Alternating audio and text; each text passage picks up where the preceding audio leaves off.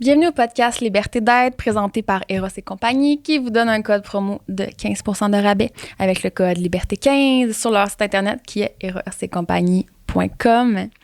Aujourd'hui, je discute avec Rox Deragon, Marie Gagné et Reggie de la communauté LGBTQ+. Je pense que c'est un sujet d'actualité. Je pense que c'est important aussi de s'éduquer sur le sujet, sur leur réalité. Je comprends de plus en plus l'importance d'avoir un discours qui est inclusif. En fait, je le sais depuis longtemps que c'est quelque chose d'important. Par contre, j'avais pas nécessairement pris le temps de m'éduquer. Puis j'avais un peu une incompréhension, tu sais, de cette réalité-là. Puis je pense que c'était extrêmement important d'en parler. Donc, on a discuté de comment justement avoir un discours qui est plus inclusif. Ensuite de ça, on a traité aussi de la fluidité de genre, la fluidité au niveau de la sexualité. Donc, je pense que c'était bien, bien intéressant. Merci tellement d'être là. Merci pour votre écoute. Merci aussi pour tous les partages sur les réseaux sociaux, pour les likes, les commentaires. Ça me nourrit énormément. Je vous remercie très profondément pour tout ça. Je vous invite à me suivre sur les réseaux sociaux, sur Instagram. Mon compte est liberté.d'être.podcast. Et sur ce, je vous souhaite une bonne écoute.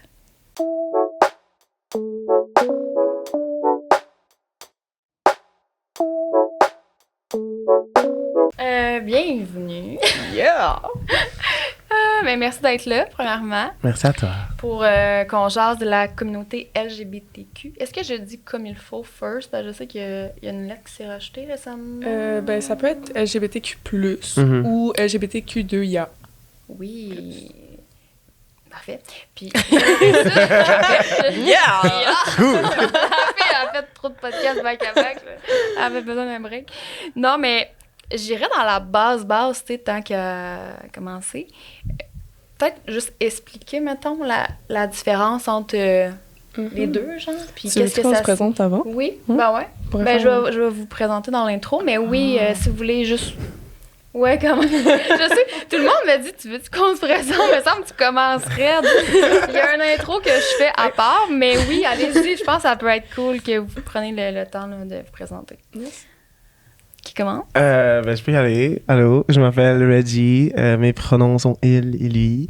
Je suis une personne impolite. OK, on va en parler, là. Mais tu sais, moi, j'ai de la difficulté avec les labels dans la vie. Mais si j'aurais à le dire, je pense que je dirais un homme gay. Puis on ira plus en profondeur peut-être pendant la conversation et tout. Voilà. Tu as dit, excuse-moi, ton pronom il? Il et lui. Il et lui, OK. Ouais. Parfait. C'est bon. Ouais. Donc, moi, c'est Marie Gagné. Je suis une femme lesbienne et mes pronoms sont elle, she, her. Yes, anglophone. Yes! Yes, queen. OK, moi, c'est Rex Deragon. Mes pronoms, c'est Yel, they, them. J'aime l'alternance entre le féminin et masculin dans les adjectifs. Puis, je suis une personne queer. That's it. Nice. Ben, un gros merci. Puis moi, mon pronom est elle. Et qu'est-ce que j'ai à dire? Ah oui, je suis hétéro. Mon coming out hétéro. On va parler.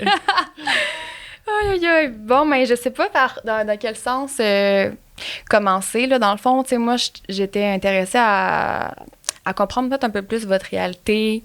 Savoir aussi... Est-ce que l'homophobie et la discrimination par rapport à ce sujet-là est encore d'actualité, j'imagine? Oui. Que oui? Absolument. Oui. Ben, justement, je pense que ça serait peut-être un bon intro, là, tu sais.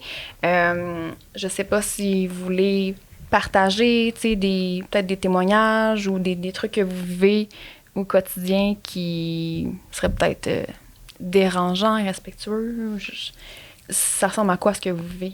Je pense que chaque expérience est vraiment différente. Puis aussi, où tu habites influence énormément. Tu sais, comme quand j'ai commencé à explorer ma sexualité puis mon identité de genre, c'était en banlieue, en Rive-Nord. Expérience différente aussi que maintenant je suis à Montréal. Fait qu'il y a comme je pense que ça dépend de un peu où t'es. Puis depuis l'ère médiatique des réseaux sociaux, on dirait que les micro-agressions que je vois sont beaucoup plus sur Internet de qu'est-ce que je vis parce que ben maintenant mon cercle, puis je pense que c'est aussi c'est contextuel à plein d'affaires, mais je pense que maintenant, mon cercle est vraiment plus queer, ou du moins, mes amis sont des alliés de la communauté. Fait que de moins en moins, j'ai le privilège, entre guillemets, de vivre pas de discrimination couramment. Okay. Mais sur les réseaux, ça reste que même si c'est pas moi qui va en vivre directement, je vais quand même voir du monde de ma communauté en vivre constamment. Puis ça, c'est à n'importe quel moment de ma journée que je vais scroller les réseaux sociaux, que je vais me rappeler que mon identité est toujours politique et sujet à des menaces de mort. OK, parce que c'est vraiment ce qui se passe, là, dans le fond. Parce que c'est un sujet quand même médiatisé, là, je pense. Mais j'écoute pas du tout là, les nouvelles ou quoi que ce soit, mais c'est quelque chose que je pense qui a quand même été beaucoup parlé. C'est sûr que je vais vous laisser la parole sur vos enjeux à vous, mais moi, je pense que je vais plus parler de mon expérience en tant que mon identité de genre, parce que ma sexualité, j'ai comme... On dirait qu'il y a plus d'avancées au niveau d'être queer, mais ça, Marie, je te laisserai plus t'occuper, admettons, de ton queerness à toi, puis plus d'orientation sexuelle. Mais si je peux y aller de l'identité de genre, toutes les blagues pas drôles sur le pronom « yel », ça a tellement circulé. Puis le fait qu'admettons, le dictionnaire Robert, l'année passée, a mis le « yel » dans le dictionnaire, ça a tellement juste été blessant aussi, parce que c'est là où que tout le monde prenait décision et ça devenait un sujet de comme moi je suis pour ou je suis contre, quand dans le fond t'es pour ou contre ma personne, tu sais, d'une certaine manière. C'est littéralement un mot dans le dictionnaire, on en revient. C'est exact. Fait que ça va des choses comme ça, ou que ça peut être juste dans le langage de est-ce qu'on accepte ou non un pronom, mais ça fait comme intrinsèquement un retour sur ma personne.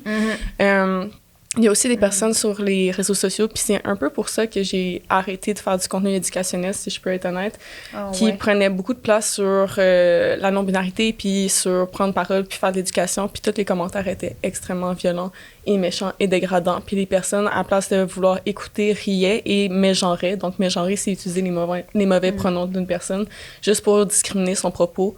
Donc, intentionnellement, comme pour blesser, là. Exact.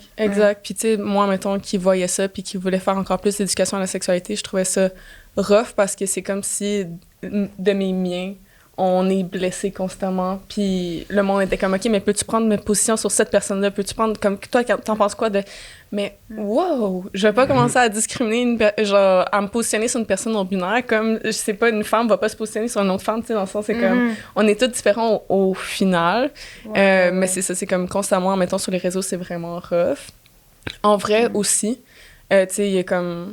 J'ai un woman passing, fait que ça veut dire que quand je passe dans les rues, ben les gens vont m'associer comme une femme et non comme une personne non-binaire.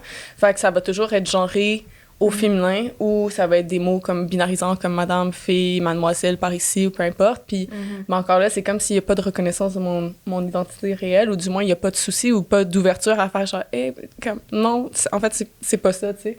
Ça n'a pas l'ouverture, nécessairement. Non, exact. Ben, c'est comme si je vivais dans une société où, ben là, mon Dieu, belle intro de podcast! On est dans Voici tous mes traumas à votre tour!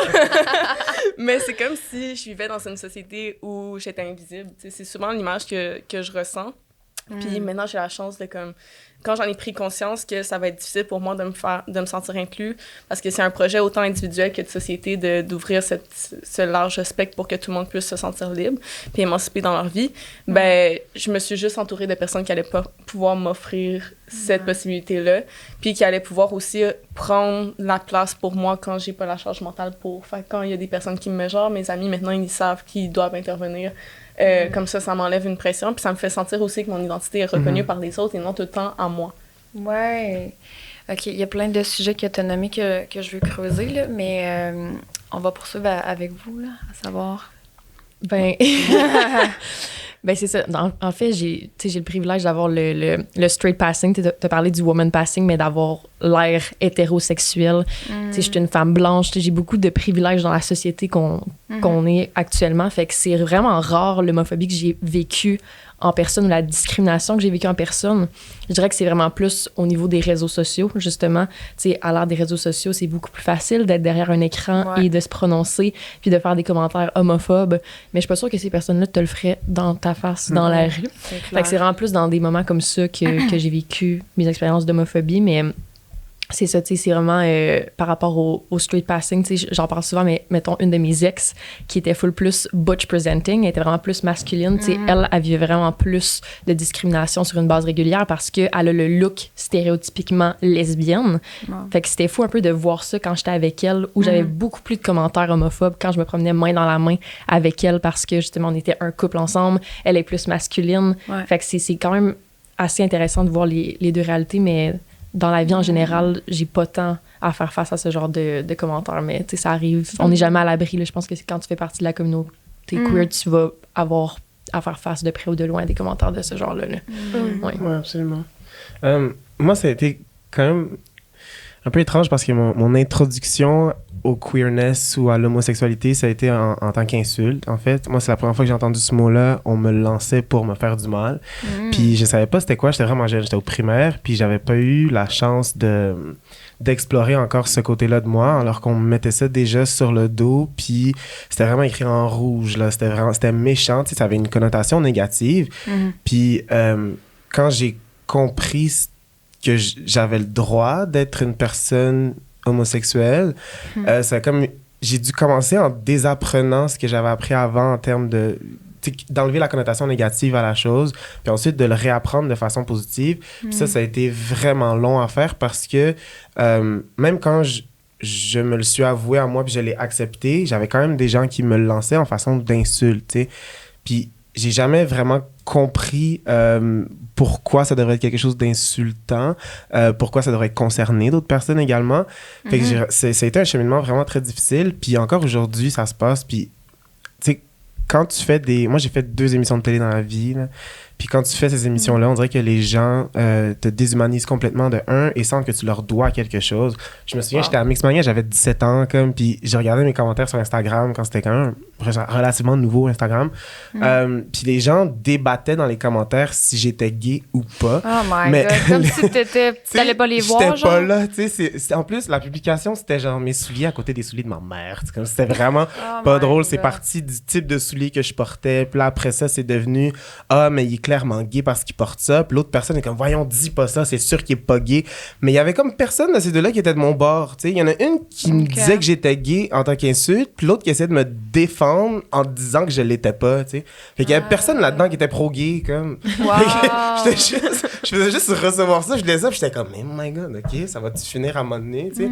Fait que c'est juste constamment des petits trucs comme ça. Aujourd'hui, j'ai appris à me défendre contre ces choses-là. J'ai appris à ignorer quand ça me tente pas. Je me suis entouré un peu, comme tu as dit, de personnes qui, à un moment donné, vont juste prendre le devant puis qui vont m'aider puis vont m'enlever une certaine charge des épaules. Mais c'est constant, ces choses-là. Il faudrait vraiment rester à l'affût. Puis surtout, quand tu es dans la communauté puis tu as beaucoup d'amis dans la communauté, c'est d'apprendre à repérer les choses quand l'autre personne ne peut pas le voir puis de l'appuyer. Puis c'est vraiment un peu pour ça, la communauté. Moi, c'est ça que j'aime dans la communauté, c'est qu'on peut s'appuyer l'un sur l'autre. Ben, premièrement, merci de m'avoir partagé ça. Puis, tu sais, pour vrai, je suis tellement désolée que vous vivez encore ça, tu sais. Puis, tu vois, je pensais pas encore. C'est parce que, dans le sens que, bon, c'est pas ma réalité à moi, là. Fait que moi, je n'ai jamais été comme... Ça m'a jamais dérangée, tu sais, justement, dans l'acceptation. Puis, je veux juste, comme, comprendre.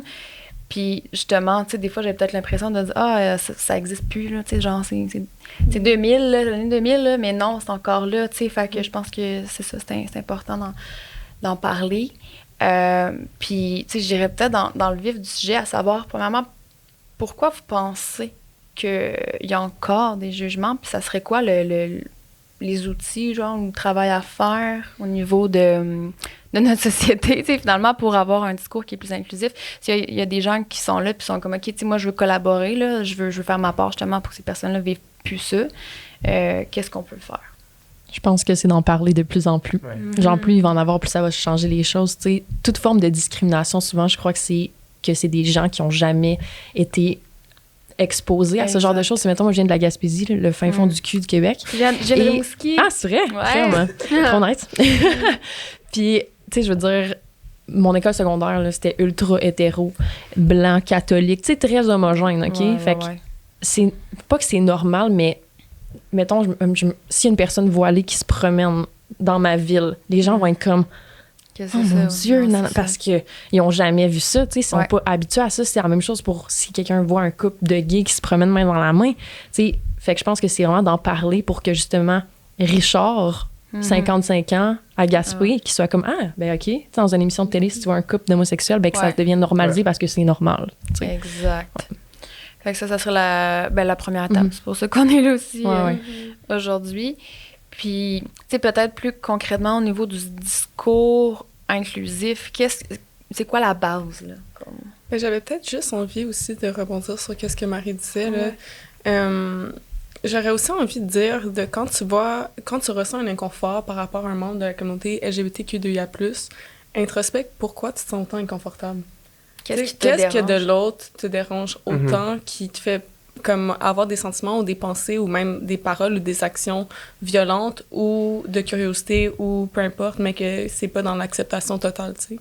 Déjà là, il y a peut-être des reflets intéressants sur soi ou sur l'éducation ou sur les limites que tu t'es posées à ton aide qui peuvent quand même être intéressantes à réfléchir. Fait que ouais, j'ajouterais ça.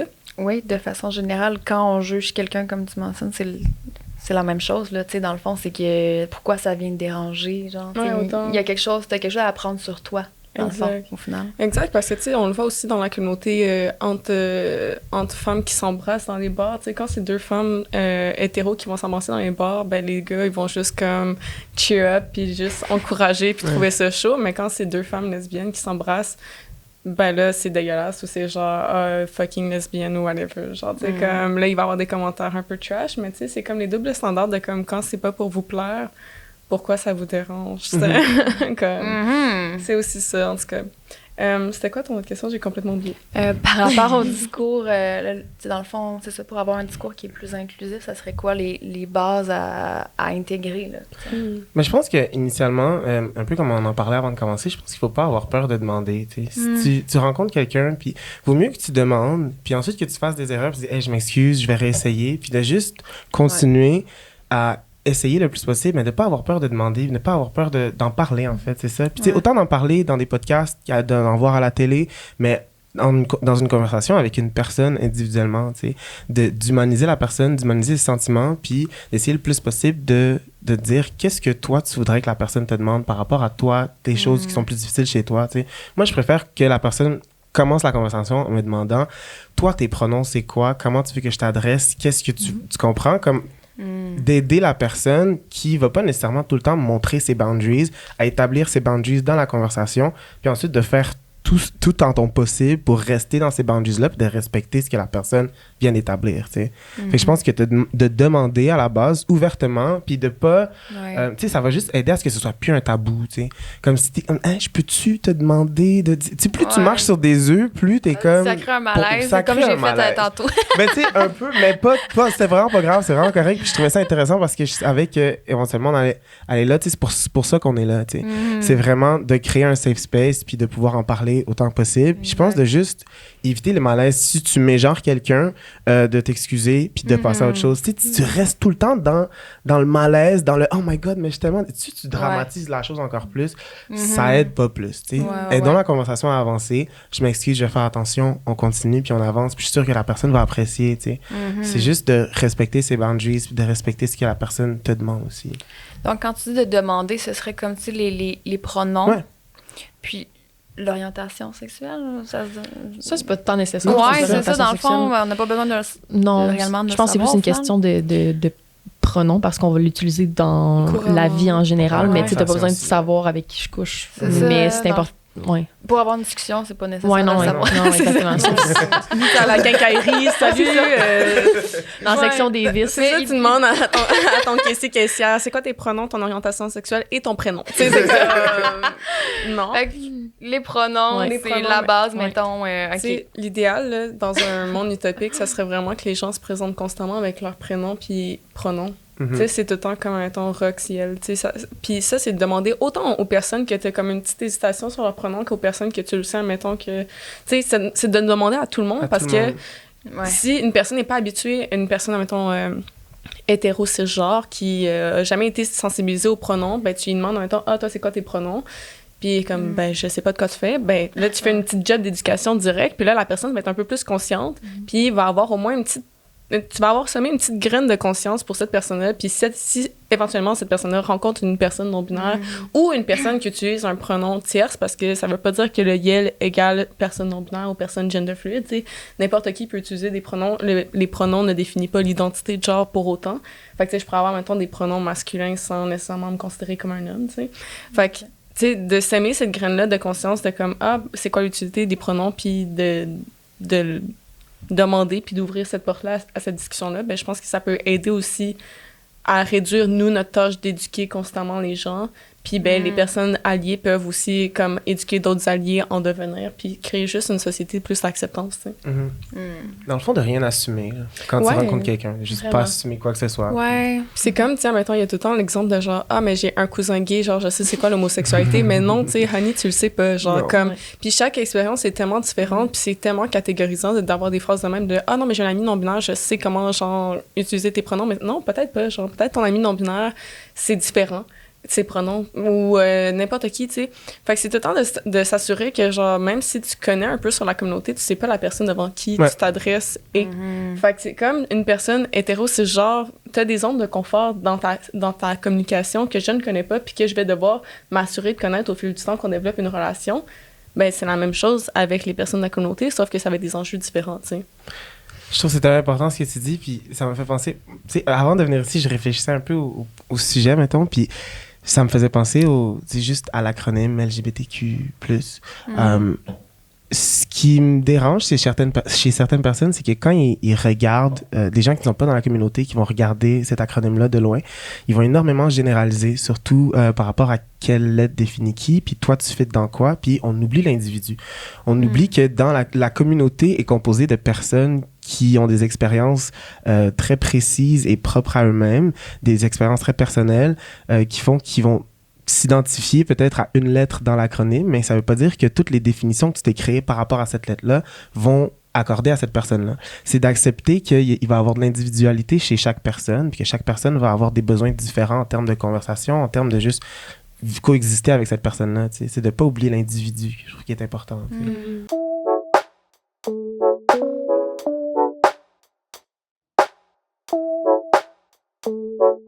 Je me sens extrêmement choyée, encore une fois, de pouvoir collaborer avec Eros sur mon podcast, dit-elle avec son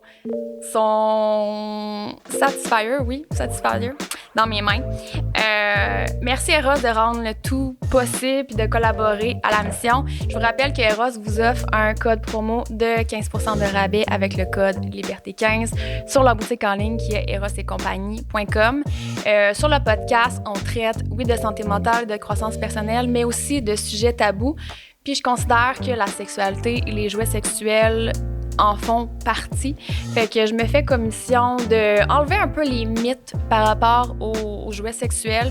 Il y a encore des gens qui ont peut-être des réticences à les utiliser et pourtant, je considère qu'il n'y a rien de plus normal et sain de vouloir introduire des jouets sexuels dans sa sexualité si on est curieux, si on en a envie, bien sûr.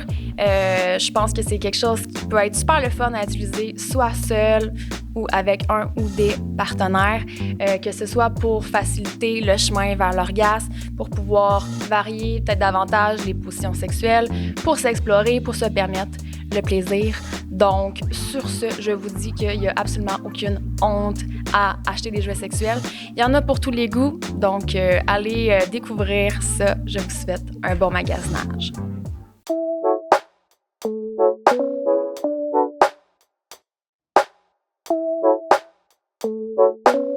Ouais, tellement. J'ai l'impression que c'est ça, on est comme été habitué à être mis dans une case, puis là, quand il y a comme un... On le voit un peu comme un atome libre, puis on sait pas où le mettre, là. Puis c'est comme si ça nous dérange, tu sais, mais je sais pas de où ça part, mais tu sais, dans le fond, on n'a pas besoin, là, nécessairement, non plus, d'être catégorisé, genre. Mais j'ai l'impression que ça part de l'hétérosexualité puis l'hétéronormativité, dans le sens que, comme, tu sais, c'est la norme, puis en fait, dans toutes les représentations médiatiques, c'est souvent un type de modèle représenté dans les relations hétéros, tu sais. Comme de plus en plus, il y a un peu de changement puis de diversité dans les modèles, mais souvent, tu sais, quand on grandit, c'est des couples blancs hétéros qui ont une petite vie de famille puis que, genre, ils ont l'idéal de, genre, ils se rencontrent au secondaire et ils font, tu sais, comme... Puis ils ont des enfants ensemble. Puis ça crée un certain modèle, un certain cadre pour vous. Puis ça met sûrement, puis je veux pas assumer pour vous, mais ça met sûrement une certaine pression à vous conformer d'un certain idéal de relation ou d'amour. Mais après ça, quand vous voyez que nous, c'est complètement différent, puis éclaté, puis à gauche, puis à droite, puis dans tous les sens, ça devient difficile pour vous de comprendre parce que, ben, il n'y a pas la norme que vous êtes fait un peu infliger d'une certaine manière depuis que vous êtes jeune dans la représentation de c'est quoi l'amour, c'est... Puis, tu sais, fait qu'il y a ça aussi, tu sais.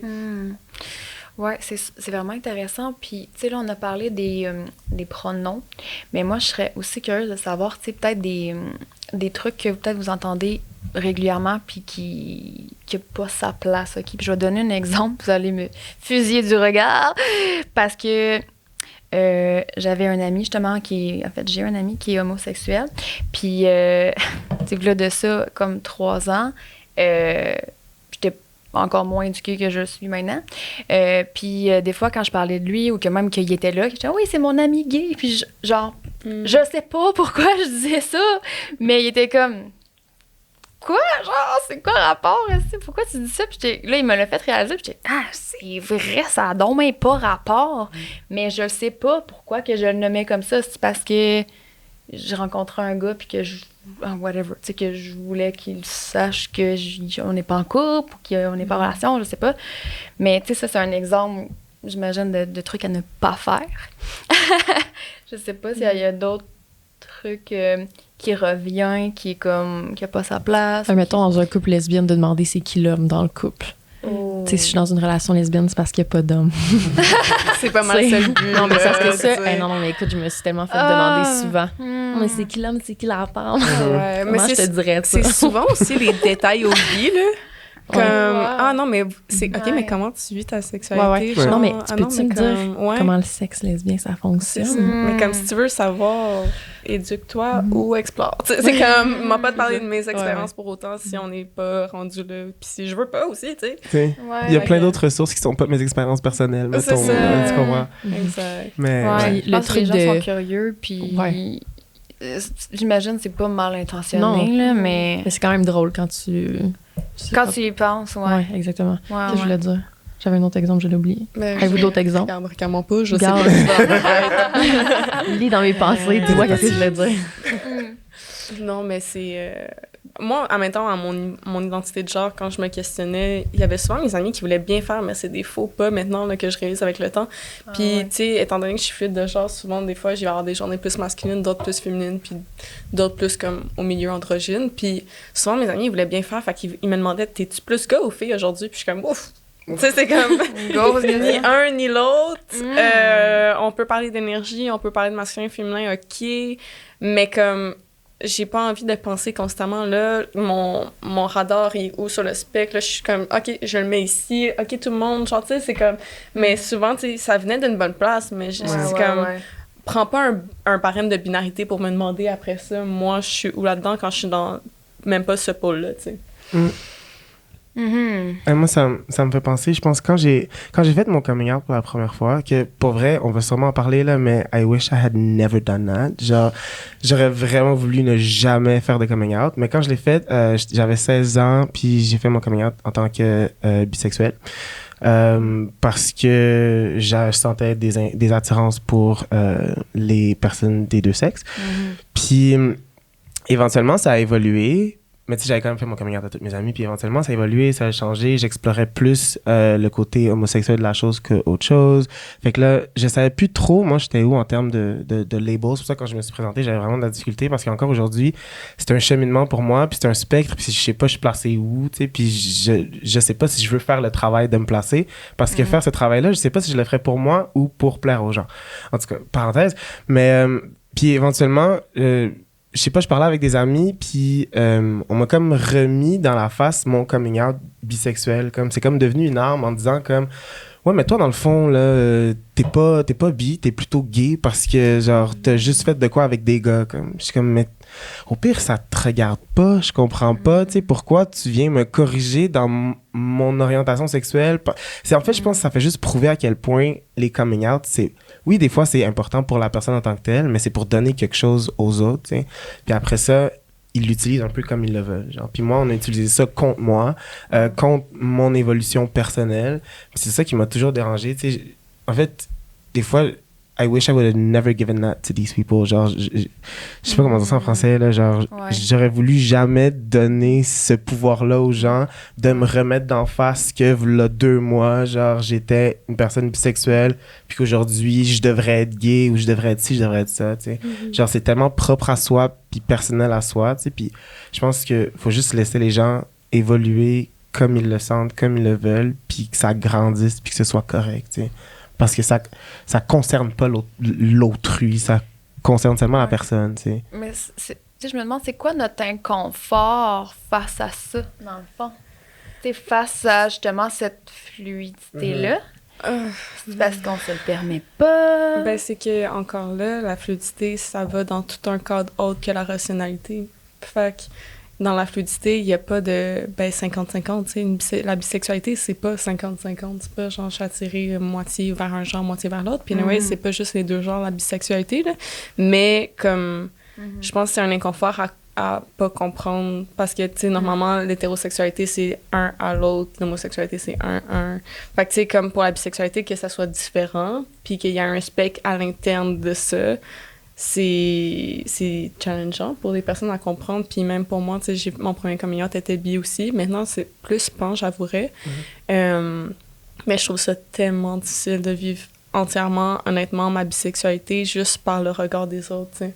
Étant donné que j'ai une présentation plus masculine, pour moi, c'est difficile de dire que genre je pourrais être attirée envers la jante masculine puis que ça peut fitter parce que mon cercle est tellement plus queer puis tout, fait qu'il y a comme, tu sais, reste que j'ai des attirances puis que aussi niveau romantique, je pense que je suis plus homo-romantique ou que mes attirances sont beaucoup plus envers le même sexe que moi, mais niveau sexuel, c'est vraiment plus pansexuel, mais je la trouve rough parce que justement, quand t'es targeté d'être plus dans un spectre, admettons, quand même, je suis plus targetée dans un spectre queer gay, ben le monde m'en font quand même des commentaires puis ça discrimine un peu mon orientation qui est pansexuelle, fait qu'un peu comme Reggie ou que genre, puis après ça devient comme faut que je prouve mon orientation, non mais je vais coucher avec un gars, genre je vais vous montrer que je suis capable, tu sais, c'est que ça a été ça longtemps là. Ouais, mais la communauté bisexuelle, je pense que c'est celle qui se fait la plus taper dessus parce qu'autant du côté hétéro que queer, parce que il y a beaucoup de gens hétéros qui sont comme, mettons, envers des hommes bisexuels qui sont, mettons, des femmes envers des hommes bisexuels qui sont comme « Oh non, moi, je pourrais pas coucher avec un homme bisexuel. » Puis au contraire, il y a beaucoup de femmes lesbiennes envers des femmes bisexuelles qui sont comme « Non, moi, je m'embarque pas là-dedans. » Fait que des 2 bords, ils se font un peu discriminer. Puis souvent, ils se font demander de choisir un clan. Mais genre, it's an actual sexual orientation, genre, puis tu peux être attiré vers 2 genres et plus. Exact. Puis been there, done that, là, moi, je me rappelle dans mes débuts, genre, d'exploration, d'orientation, là, j'étais bi, puis je me rappelle, j'avais dit à un match Tinder, genre, une femme lesbienne, puis elle était comme, ah non, mais ça m'intéresse pas, branche-toi. Puis j'étais comme, super!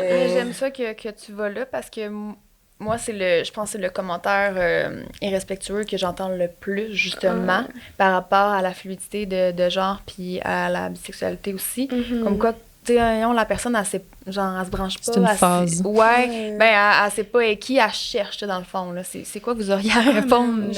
Au contraire, je pense qu'il y a tellement une beauté. Puis là, je parle vraiment d'un point de vue subjectif et non objectif. Là, mais genre, il y a tellement une beauté dans la fluidité parce que c'est un travail d'introspection tellement puissant qu'on ne démonte pas, mais c'est une déconstruction totale de qu'est-ce qu'on a appris dès notre jeunesse, puis dès le regard qu'on a à travers le monde extérieur de nous pour se l'approprier puis le ressentir comme on en a envie.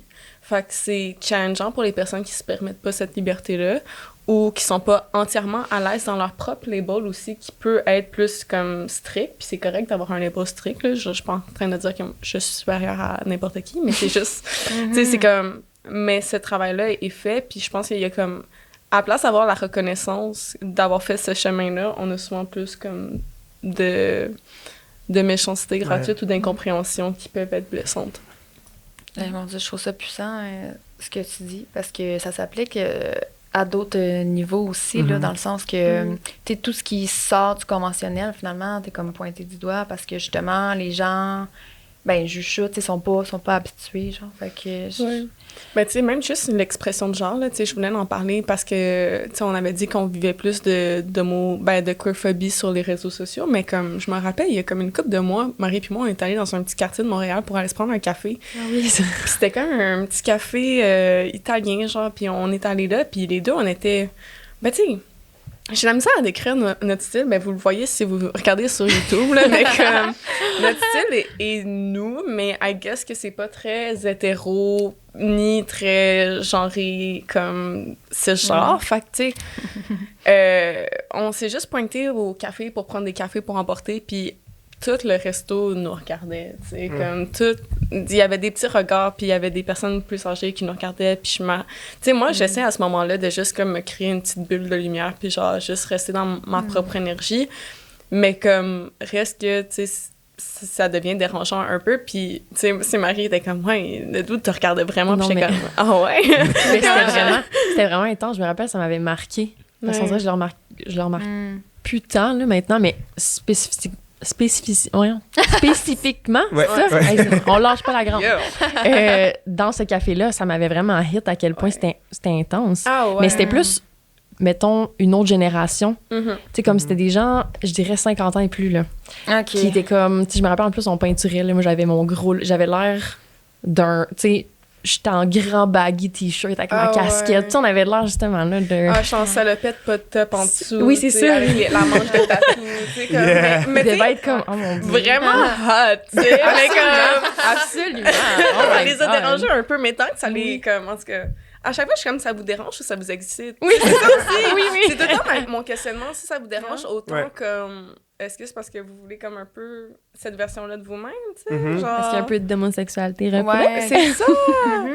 Mais tu sais, Que ouais. vous ne permettez pas de vous re-questionner, ben de vous questionner, ouais. Ou d'avoir Par une rapport à attirance envers moi puis pas être capable de l'assumer Ouais. parce que, Ah, wow. admettons, je suis une personne queer, puis, ben, tu sais, je pourrais être attirée envers des hommes. Ben, en fait, je le suis, tu sais, je suis attirée envers des hommes, mais comme que les hommes soient attirés envers moi, ça les trigger. Parce que c'est de comme... Puis je sais, tu sais... Il y a de comme... quoi déconstruire, là. Il y a de quoi déconstruire parce que souvent, les hommes attirés envers des corps sexués féminins, ben, ils vont s'attendre à un certain modèle. Puis quand moi, je popine, ben, ça les dérange parce que là, ben, ils sont pas bien dans leur masculinité. Puis dans ce qu'ils vont représenter à leurs amis de boys, tu sais. Moi, je peux pas être la petite cocotte de service. T'sais, désolée de le dire de même, mais je vais pas arriver en petite cocotte avec mon chum, tu sais.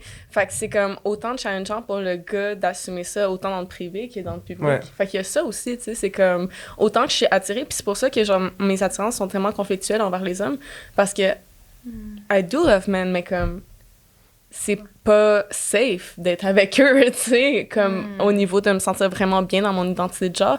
Puis de plus en plus, j'ai la chance de rencontrer des modèles d'hommes qui ont travaillé sur leur masculinité puis leur féminité sainement, qui sont capables de m'accueillir comme je suis puis qui embrace ce côté-là de moi.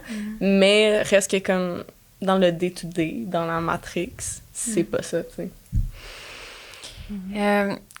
J'ai envie de creuser un petit peu parce que je t'ai dit de quoi de flou intéressant tantôt quand tu parlais que c'est un travail, c'est un cheminement, c'est une introspection dans le fond, là, Ouais. c'est assumer cette fluidité-là. Fait que j'aimerais justement qu'on en parle, à savoir ça a été quoi, votre cheminement, parce que j'imagine que ça s'est pas fait du jour au lendemain, là, d'assumer ça ou d'aller là, dans le fond, là, de faire ce cheminement-là. Ouais, ça a été compliqué, tu sais, genre, je l'ai dit un peu tantôt, comment ça a commencé, tu sais, ça a été des insultes, puis ensuite, ça a été de désapprendre que c'est quelque chose de négatif. Ensuite, ça a été de faire mon coming out à ma mère aussi. Ma mère qui a un peu cheminé avec moi dans un certain sens parce que quand je lui ai fait mon coming out, elle a pleuré d'incompréhension. Puis éventuellement, ce que j'ai compris, elle, c'est qu'elle a associé ça à... Je suis son seul enfant. Fait qu'elle a associé ça à pas avoir de petits-enfants. Puis ça a été moi qui l'a un peu accompagné là-dedans en disant que je peux encore avoir des enfants. Au pire que j'ai pas de partner, je pourrais avoir un enfant éventuellement. Il y a plein de façons de faire. Fait que si c'est vraiment juste ça ta crainte, arrête. Genre, c'est beau, passons à autre chose. Mais tu sais, je pense que ça a pris un gros 2 ans, mettons, pour qu'on puisse parler ouvertement.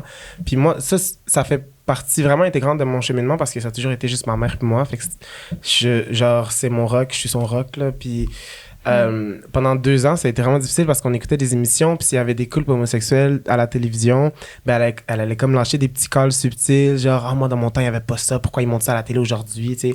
Puis moi, je recevais ça, puis je trouvais ça vraiment difficile. Puis je pense qu'on a dû apprendre à juste se rejoindre un peu à un point dans le milieu.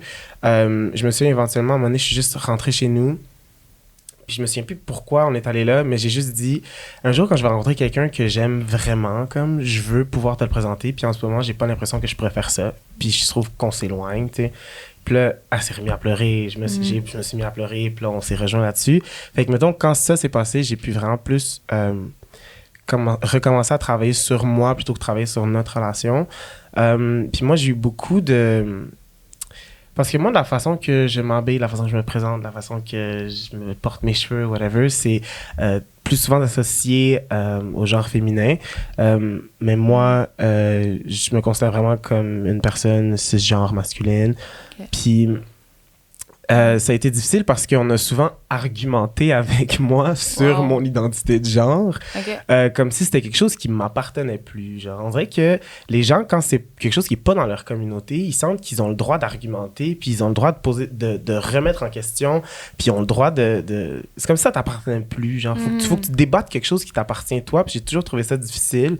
Les gens m'interpellaient dans la rue, tout simplement pour me demander à quel genre j'appartenais, puis quand je disais que je disais le genre masculin, il y avait toujours une conversation. Mais ouais, mais t'es sûr, mais tu portes ça, puis tes cheveux sont vraiment longs, puis tes cheveux, tu sais, c'est... À un moment donné, t'es comme, je peux-tu juste exister sans ton opinion de moi, genre? Fait que ça a vraiment été difficile, puis même encore aujourd'hui, je sais pas si quelle méthode de défense je voudrais appliquer par rapport à ça, soit complètement l'ignorer ou... rentrer dans la personne complètement dans les petites juste spit facts là, genre toutes leur donner les actual facts, je sais pas ce qui va me prendre plus d'énergie, puis je veux pas mettre trop d'énergie là-dedans, fait que je suis encore là, j'apprends énormément, puis j'apprends à repérer aussi mes safe places. Je pense que c'est ça mon truc le plus préféré pour vrai, c'est que j'ai appris à reconnaître mes safe spaces. Ouais. C'est intéressant, mais bravo d'avoir fait ce cheminement-là, puis tu sais, de l'avoir aussi nommé, tu sais. Ouais. C'est pas quelque chose qui est facile, là. Je veux dire, moi, j'ai pas vécu la même histoire que toi, là. Je suis hétéro, mais reste que c'est quand même des sujets pas évidents, tu sais, à parler avec ses parents, là. Fait que bravo d'avoir le courage, parce que des fois, c'est juste plus facile aussi de dire, ben, ciao, bye, là, tu comprends pas ma réalité, puis je trouve ça intéressant. Mais moi, si tu veux pas aller là, vas-y pas, mais j'aurais une question sur l'intersection de ta communauté comme culturelle et de ton orientation sexuelle. Comment ça s'est passé, l'intersection des deux? C'est un peu... j'étais un peu en conflit interne avec moi-même, mais ce qui m'a vraiment aidé, en fait, c'est ma mère, parce que ma mère, elle est née en Haïti, elle est arrivée au Canada à 25 ans, tu sais. Puis, il y a beaucoup de choses négatives par rapport à la communauté LGBTQ+, versus la communauté haïtienne spécifiquement. J'ai dû déconstruire et désapprendre beaucoup de choses, mais ce qui m'a aidé, c'est de voir ma mère faire ce travail-là sans que moi, j'ai eu besoin de lui tenir par la main, tu sais. Mettons, hors même de l'orientation sexuelle, en termes de bouffe, mettons, là, genre, je prends vraiment un exemple de base, là. Ma mère, c'est vraiment juste de la bouffe haïtienne constamment, puis à un moment donné, j'étais juste comme, peux-tu aller manger des sushis, genre? Puis elle était comme, de quoi des sushis? Voyons, je comprends pas, tu sais. Elle comprenait pas. Puis une fois qu'elle s'est assise, qu'elle y a goûté, maintenant, c'est elle qui me tire par le bras pour que j'aille acheter des sushis, tu sais.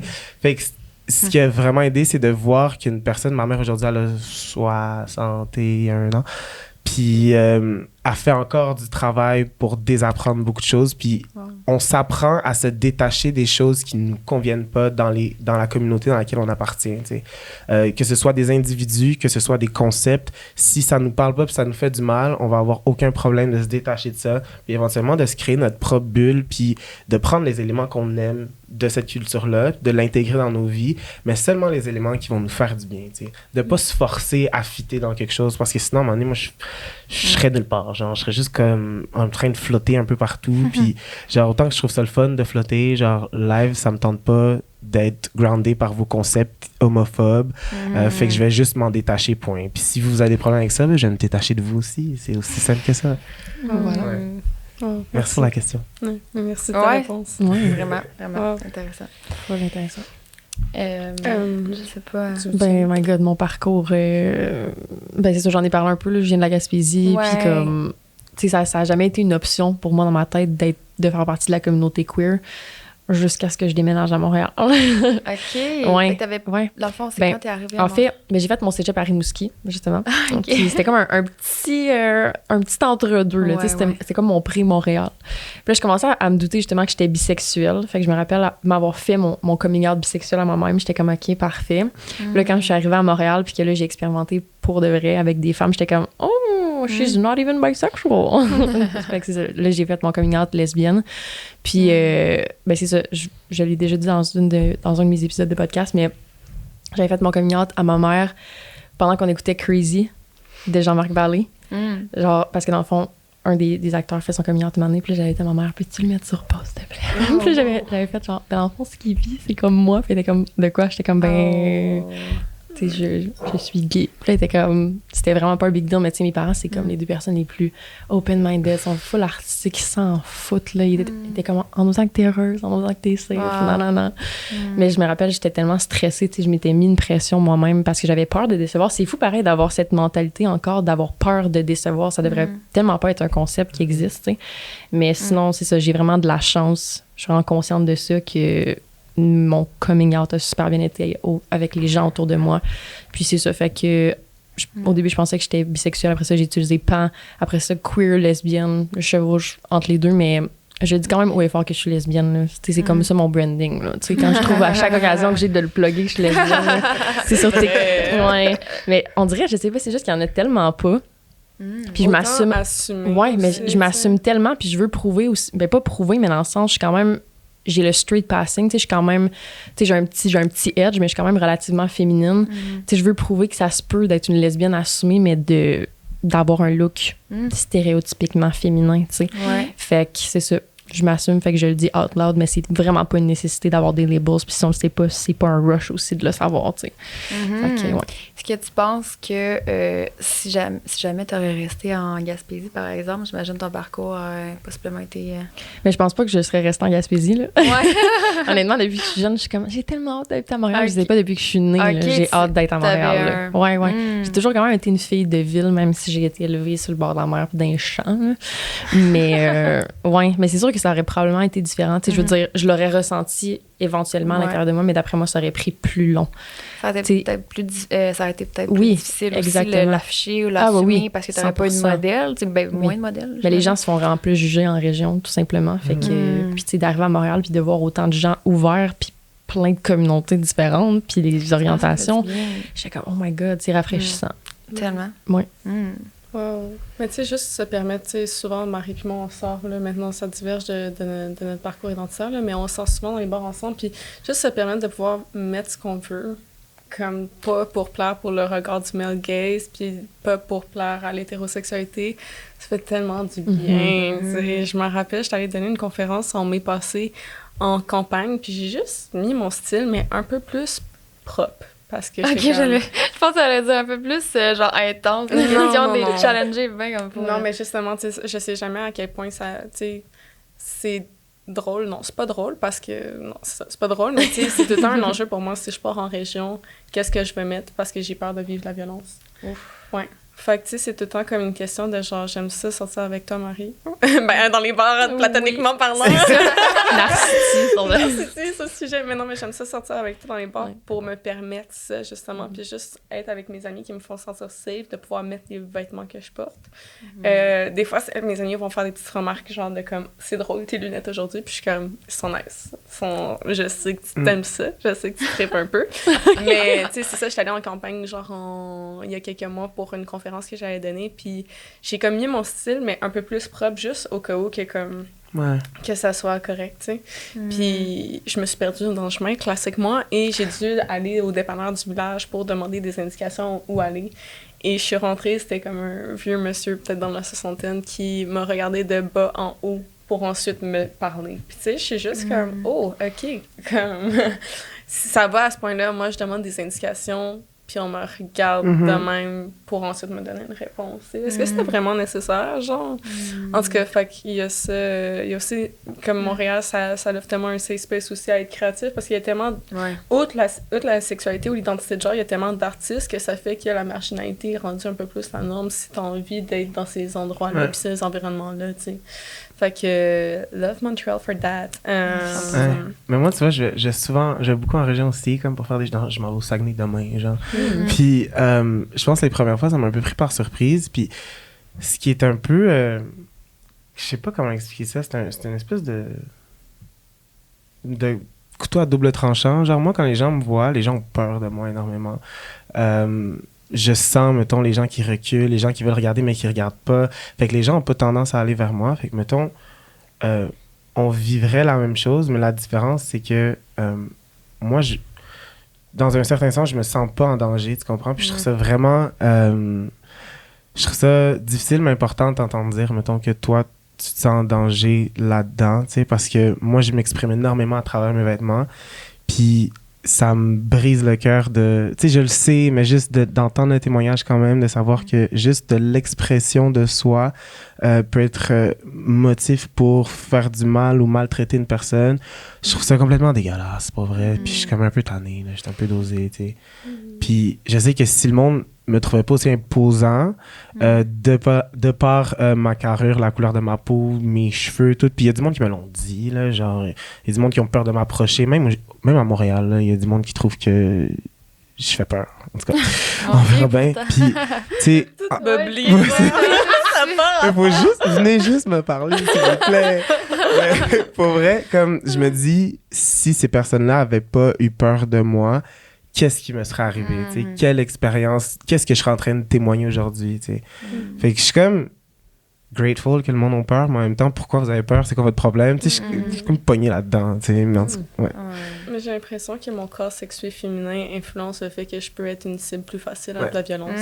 Puis quand je parle de la violence, c'est pas nécessairement juste physique, mais ça peut être autant tout dans les non-dits, des regards, des commentaires, juste la distance énergétique des gens, tu sais, comme je sais que ça peut être choquant ou whatever, puis devoir se tune down, c'est tellement rough. Tu sais, comme...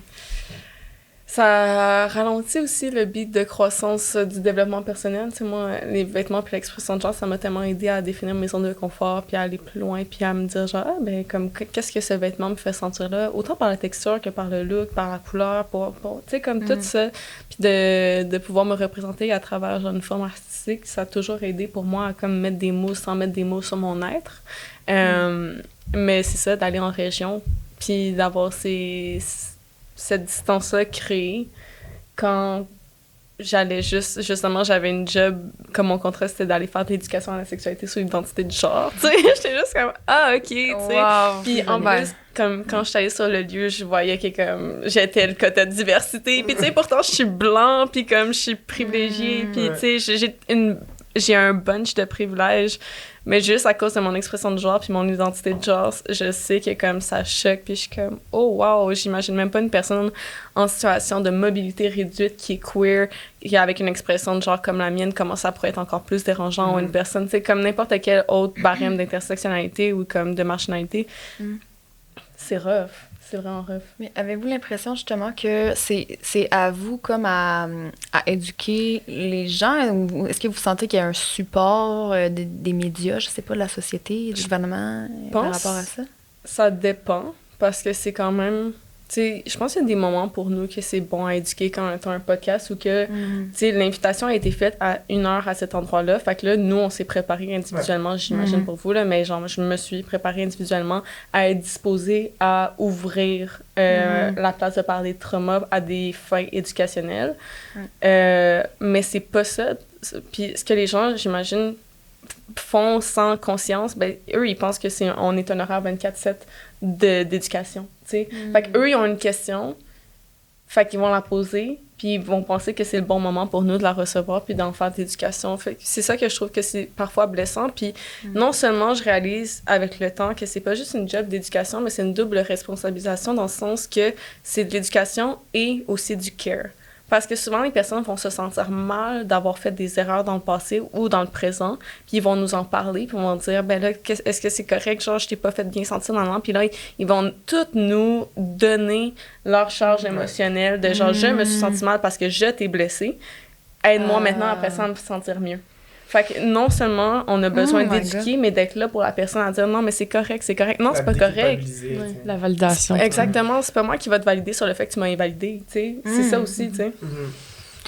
Mais mon Dieu, c'est vraiment intéressant, mais tu sais, à savoir qu'est-ce que tu pourrais conseiller justement pour les gens qui voudraient se responsabiliser puis pas faire subir ça parce que je me reconnais quand même là-dedans, là, je pense. Ouais. Je pense que c'est vraiment correct de demander des questions aux personnes de la communauté. Mais là, le souci qu'il devrait y avoir derrière ça, c'est de demander la disposition de la personne en premier. Hey, j'ai des questions, genre, sur la communauté, sur les pronoms maintenant. Est-ce que tu as la disposition aujourd'hui? Sinon, est-ce qu'il y aurait un autre moment? Si tu veux pas, totalement, c'est correct, je vais faire mes recherches ou je vais demander à quelqu'un d'autre. Déjà, là, d'avoir ce souci-là, ma réponse va être beaucoup plus positive. Ouais, je comprends. Parce que je sais que tu es conscient que c'est une charge, puis que c'est pas à moi nécessairement de tout faire mon travail d'éducation sur toi. Fait que déjà, de demander la disposition de la personne, ça l'ouvre un safe space pour nous de ça. Après ça, tu sais, je pense aussi qu'il y a des purposes d'éducation, mais aussi, je pense que de normaliser des discussions sur l'identité, en général, entre membres de la communauté et non de la communauté.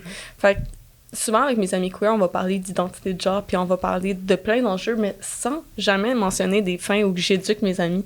On va juste parler de nos réalités.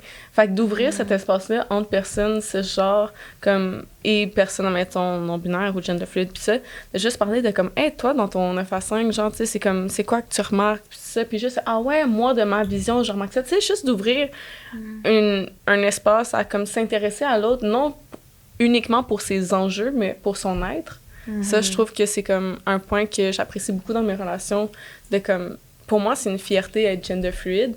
Fait que pourquoi pas en parler à place de juste parler de mes oppressions constamment. Ouais. Fait que c'est comme, pour moi, c'est une fierté. Fait que je vais t'en parler, puis je vais te parler de qu'est-ce que ma fluidité m'a amené à penser, à aller plus loin, à me réaliser, à voir à travers la société, le travail qu'on a fait, le travail qu'on doit faire, tu sais. C'est ça aussi, tu sais, c'est de s'intéresser à la personne pour qui elle est, tu sais. Moi, souvent, mes amis qui sont des femmes, mais j'aime ça savoir pourquoi t'es une femme. Genre, qu'est-ce que tu ressens à travers, genre, ta féminité. Puis les hommes aussi, j'ai un désir de curiosité à ce niveau-là, mais j'aimerais ça qu'il soit redonné aussi sans que ça soit genre, je vais être éduquée. Puis je pense que tu vas être encore plus éduquée si je m'ouvre sur ma vision que si je fais juste te parler des basics de genre, ben les pronoms, c'est ça, tu sais. Ouais. S'intéresser un petit peu plus loin, finalement, à l'histoire. Mais en fait, c'est exactement là que je voulais m'en aller parce que j'ai l'impression, puis dis-moi si je me trompe, mais que justement, la fluidité de genre, c'est peut-être ce qui est le moins compris encore, là, je sais pas. Mais en tout cas, c'est mon feeling. Je sais pas si tu veux l'expliquer. Ouais. Ben, je trouve que c'est... Ben, après ça, dites-moi, corrigez-moi, là, mais de mon expérience à moi, autant professionnelle que personnelle, je trouve que c'est l'identité de genre, c'est la plus comme mécomprise, puis qui crée autant de la division entre les personnes cisgenres que trans, que à l'interne même de la communauté LGBTQ2IA+. Tu veux dire que tu reçois du jugement même dans ta communauté? Ah ouais! Des fois même encore plus, tu sais. Souvent, genre... Il y a comme un slang, puis là, Reggie, je te pointe pas, mais il y a souvent un slang des hommes gays très binaire, genre yes queen, yes girl, genre, puis souvent les hommes gays vont faire ça. Puis il y avait une story qui a passé d'un de nos amis en commun qui disait genre, qui posait la réflexion justement, il était comme hey, moi j'ai un langage où que je dis souvent yes queen, yes girl, mais c'est tout le temps nerd dans ma tête de genre, dans le sens que je dis à mes amis autant hommes que de femmes. Est-ce blessant si je le dis aux personnes non binaires? Puis moi j'ai répondu oui, c'est blessant, parce que pour toi, même si c'est nerd de genre, moi je sais pas que c'est nerd de genre. Puis ça me fait tout le temps rappeler à chaque instant que mon identité n'est pas reconnue, n'est pas validée. Fait que si c'est pas blessant pour tes bros ou pour tes girls, ben fine, fais-le, mais genre pour tes personnes non binaires ou que moi c'est un enjeu de vie, puis que je me suis battue pour la reconnaissance de mon identité, c'est pas nerd de genre pour moi, c'est violent, tu sais, c'est comme... Fait qu'en tout cas, c'est super intéressant pour ça, mais il y a beaucoup de divisions à l'interne. Puis, Wow. tu sais, souvent dans les réseaux sociaux, là, moi, je voyais comme quand il y avait beaucoup de transphobie sur les réseaux, il y a un âge, genre il y a quelques mois, je voyais juste ça dans ma For You page sur TikTok. Puis, il y avait des hommes gays ou des femmes lesbiennes qui prenaient parole, puis t'es comme, moi, je suis dans la communauté, mais vraiment juste pour l'orientation sexuelle, je ne comprends pas c'est qui les personnes non-binaires, je ne comprends pas pourquoi ils sont autant de même, le pronom « yel », je m'en fous, puis tout ça. Fait qu'à l'intérieur même de la communauté, il n'y a pas de solidarité complète, tu sais. Fait qu'autant que ça peut être safe, autant que ça peut être blessant. Puis souvent, genre, c'est ça, j'ai l'impression qu'il y a des personnes qui sont juste dans l'orientation sexuelle, se concentrent quasi uniquement juste dans cette micro-société-là de la diversité. Mais avec un travail d'éducation de plus en plus, il y a comme une ouverture. Fait que genre, je vous inclus pas, vous, là. Mais de ce que je ressens, c'est souvent, tu sais, comme je vais voir une personne queer, puis là, je vais être super, je vais me sentir safe, puis non, finalement, c'est vraiment juste pour l'orientation sexuelle et non la totalité de la communauté. Tu sais, c'est souvent des feelings que j'ai, puis je trouve ça plate parce que, tu sais, après ça, ils vont faire comme, on est tous ensemble, non, c'est pas vrai. Puis, tu sais, je parle ça d'une expérience blanche privilégiée. Fait qu'il y a comme tellement d'autres intersections aussi que je trouve que c'est pas safe pour toutes les personnes queer d'être juste dans le même bassin de personnes. Absolument. Ouais. Mais pour revenir à ta question, ce que j'ai complètement oublié. Ben oui, en fait, d'expliquer ce serait La quoi, fluidité de c'est genre. pas, je sais pas, clair pour certaines personnes. J'ai l'impression qu'il y a de l'incompréhension aussi en arrière des jugements, là. Fait que, tu sais, à savoir, c'est ça, c'est quoi concrètement? Ben, tu sais, je pourrais y aller dans le sens que au niveau de l'identité de genre, il y a comme 2 grandes catégories. Cisgenre, où ton sexe assigné à la naissance correspond à ton sexe, à ton genre que tu t'identifies à. Puis il y a trans. Puis trans, c'est tout ce qui va être contradictoire à ça. Après ça, c'est comme le gros parapluie trans. Là, il y a 2 petits parapluies. Il y a trans binaire puis trans non binaire. Fait que trans binaire, ça va être des personnes que leur sexe assigné à la naissance que ne correspond pas à leur identité de genre, puis c'est vraiment d'un spectre de homme-femme. Genre, fait qu'une personne qui a été née avec un sexe masculin qui devient une femme parce que c'est son identité réelle. Ouais. Et il y a après ça l'autre parapluie, et vice-versa aussi, là. Et il y a l'autre parapluie de trans non-binaire qui est mon parapluie, ou que c'est juste pas ça. T'sais, que mon sexe assigné de naissance ne correspond pas à mon identité, ni homme, ni femme, puis c'est une autre catégorie à part. OK. Fait que c'est vraiment comme une 3e catégorie qui va à l'encontre de la binarité qui a été faite. Puis à l'intérieur de ça, ben, il y a plein de labels. C'est difficile de mettre un nombre sur combien il y a d'identité de genre, mais Facebook en regroupe 52 sur les choix. Fun fact! Chance de mon sac! Et voilà! Mais ouais, il en sort 52 sur comme qu'est-ce que tu peux choisir. Fait que j'estime qu'il y en a environ ça, mais quitte à avoir plus. Mais ouais, fait que il y a agenre, il y a non-binaire, il y a gender fluid qui est moi. Tu sais, il y a un spectre large. Puis ça se google toutes les définitions, tu sais, comme au besoin de si ton ami te dit genre je suis agenre, ben ça veut dire quoi? Ben petite Google, petite définition, ça veut pas dire exactement que cette personne-là se sent de même et s'identifie comme ça, mais ça peut être un terme comme quelques mots qui peut placer sur une réalité. Si je parle de fluidité de genre, ben moi, c'est vraiment que je m'associe à mes énergies beaucoup plus qu'à un spectre de mon corps binaire. Fait que je vais vraiment plus jouer avec ma féminité ressentie, mes énergies féminines, mes énergies masculines. Puis ce que j'aime de plus en plus quand tu sais, à travers mon parcours, c'est que de plus en plus, mes énergies masculines vont sortir, mais mon expression de genre peut être ultra féminine, pareil. Puis que mes vêtements ne correspondent plus à mes énergies maintenant. Puis c'est ce que j'aime le plus, là, c'est que je peux jouer avec ma féminité, mais m'habiller d'une façon super masculine, mais me sentir super, genre, féminine. Tout comme, fait qu'il y a plus de spectre de genre, parce que je m'habille d'une certaine manière. Avant, j'essayais de faire fitter pour essayer de, comme, acheter un peu la paix.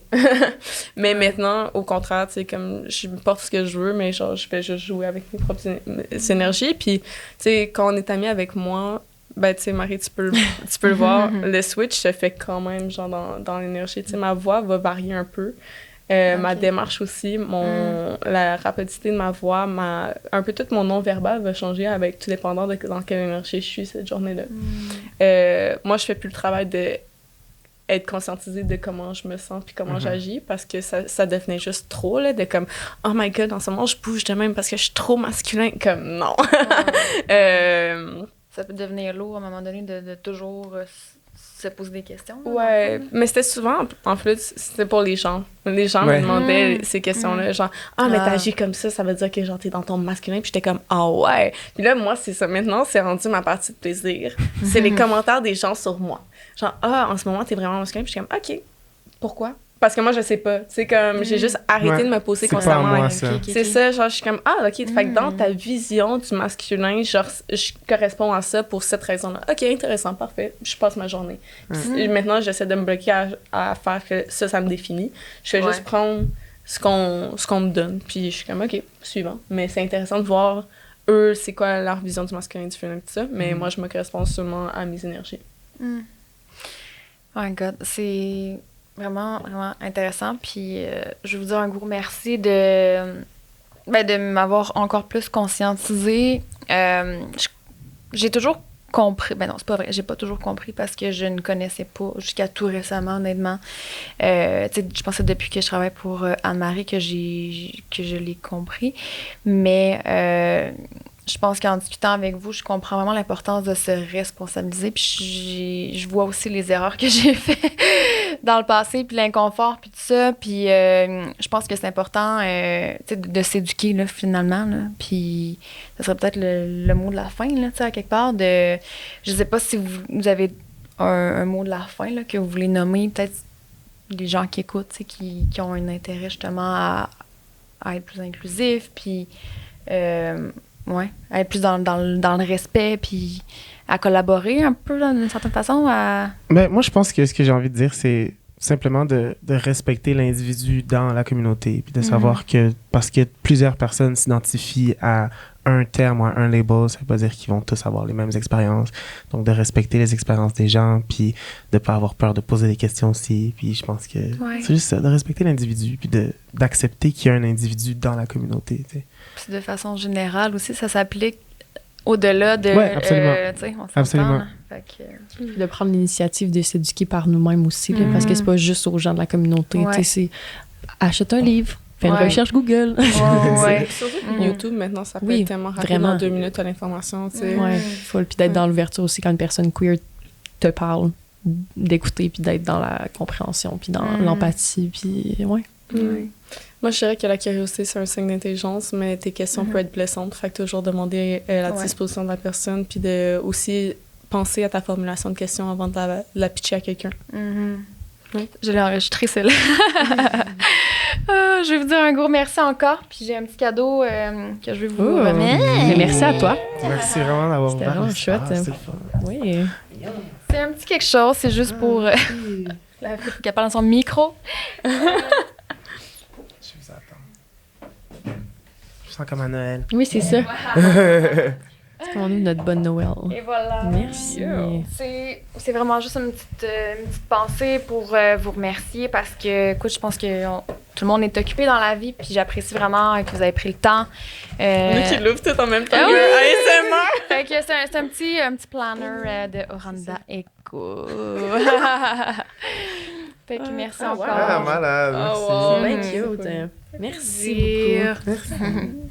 Donc, c'est déjà la fin de cet épisode. J'espère sincèrement que vous avez apprécié tout autant que moi. J'espère aussi que ça vous a peut-être apporté certaines réflexions ou certains outils pour pousser votre introspection et pour miser sur votre bien-être. Parce que après tout, quand on y pense, est-ce qu'il y a vraiment quelque chose de plus important que d'être heureux? Je ne crois pas. Donc, je tiens aussi à remercier évidemment mes 3 partenaires, collaborateurs en fait, qui sont là pour toute la saison automnale. Donc, Eros qui vous offre un code promo de 15% de rabais avec le code Liberté15. Ensuite, je vais aussi remercier Gucci Kombucha qui abreuve mes invités.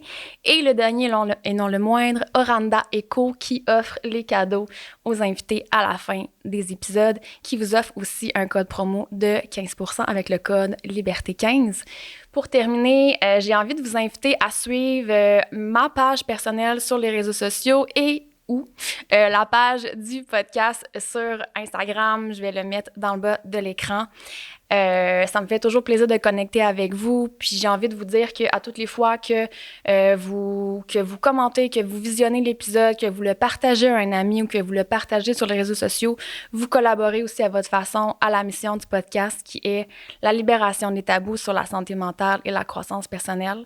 Je pense qu'on est tous concernés. Donc pour ça, je vous dis merci et prenez soin de vous et on se revoit très bientôt.